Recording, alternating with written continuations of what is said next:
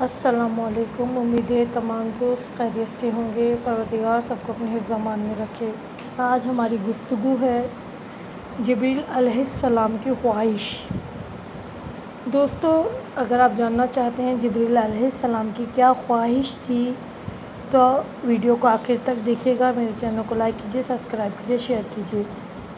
پیغمبر اکرم صلی اللہ علیہ وسلم نے فرمایا، اے علی علیہ السلام، 7 چیزوں کی وجہ سے جبریل نے خواہش کی کہ کاش وہ فرشتے ہونے کے بجائے آدم کی اولاد انسانوں میں سے ہوتا تاکہ وہ 7 کام انجام دے سکتا، اور وہ 7 چیزیں یہ ہیں: باجماعت نماز پڑھانا، علماء کے ساتھ اس کی ہم نشینی، 2 ناراض لوگوں کے درمیان صلح کروانا، یتیم کی خدمت کرنا، مریض کی عیادت کو جانا اور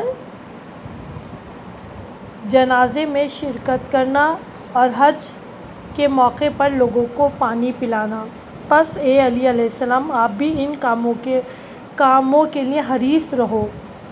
یعنی رسول خدا صلی اللہ علیہ وسلم یہ ہمیں درس دے رہے ہیں کہ ہمیں اپنی زندگی کس طرح گزارنی ہے، کہ جبرائیل جو کہ فرشتہ ہیں، پروردگار عالم نے انہیں اتنا بڑا مقام عطا فرمایا کہ وہ رسول خدا صلی اللہ علیہ وسلم کے پاس وحی لے کر آتے ہیں۔